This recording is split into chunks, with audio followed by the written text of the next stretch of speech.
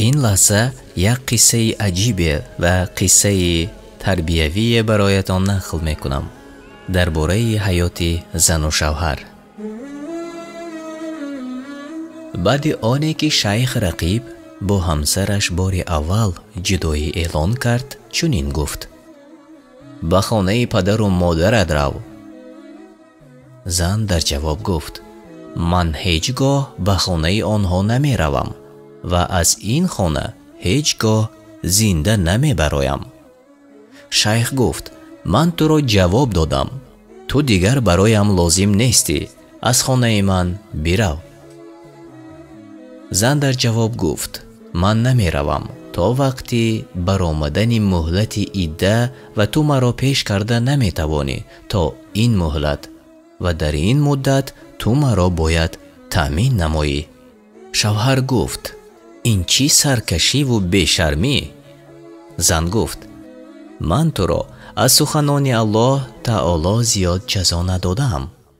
ای پیامبر، اگر زنان را طلاق می دهید به وقت عده طلاقشان دهید و شمار عده را نگه دارید و از الله یکتا پروردگارتان بترسید و آنان را از خانه هایشان بیرون نکنید و از خانه بیرون نروند مگر آن که به آشکارا کاری زشت کنند. اینها احکام الله است و هر کی از آن تجاوز کند به خود ستم کرده است. تو چی دانی؟ شاید الله از این پس امر تازه پدید آورد. سوره طلاق آیت 1. این سخنها را شوهر شنید و در بالای قهرش چیزی پشت لبانش گفت و به قفایش گشت و رفت. زن تبسم کرد و گویا چیزی نشده باشد با کارهای مقرریش مشغول شد. اما هر روز خانه ها را خوشبوی کرده، خودش را نیز زیب و زینت داده. هر روز وقتی برآمدن و یا در آمدن شوهرش به خانه در سر راه وی می نشست. شیخ رقیب این گونه حالت را بیش از 5 روز طاقت نکرده خواست به نزد زن برگردد، ولی در یکی از این روزها زن برای نهاری تیار کردن دیر می کند. در جواب شیخ با غضب چنین می گوید: این بی‌مسئولیتی تو در نزد من است و این رفتارت رفتاری زنی مؤمن نیست.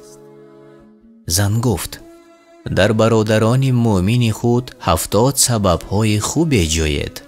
فکر نیک درباره آدم از بهترین صفت است که آرامی روحی و پاکی دین مؤمن. کسی که درباره آدمان نیک میپندارد محبت آنها را به خود میگیرد. شوهر گفت: این صحبت خطاگی را اصلاح نمی کند. آیا تو میخواهی که من به خوردن نهاری از خانه روم؟ زن گفت: شخصی که اسلام را قبول کرد موفق شد و از نعمت الله شکرگزارانند. شوهر گفت: من چیزی نمیخورم. همسرش علاوه کرد: برایت درس نشد. اما شوهر به سخنان اهمیت نداد و با غضب از خانه برآمده رفت. حتی وقتی که از کار می آمد با زنش گپ نمی زد. شبانه باشد از همسرش جدا در روی زمین خواب رفت. همین گونه 10 شب و 10 روز دوام داد. زن باشد چون همیشگی به کارهای مقرری مشغول شد، خوراک‌های خوب تیار می کرد. شبانه باشد بهترین سر و لباسش را پوشیده، خودش را خوشبوی کرده، سخن زیاد نگفته در جاگه خود خواب می رفت.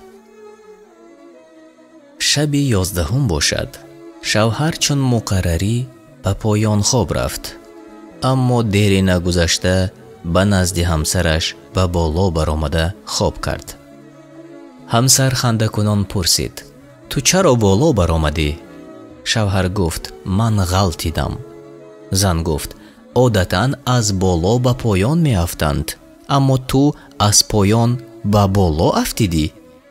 شوهر با تبسم گفت: کشیشی بالای تخت خواب زن از کشیش زمینی سخت بوده است.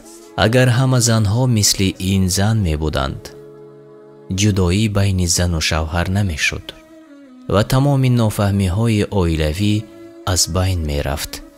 الله سبحانه و تعالی ایمان کامل برای همه ما عطا کند و عائله ها را از جداشوی نگه دارد.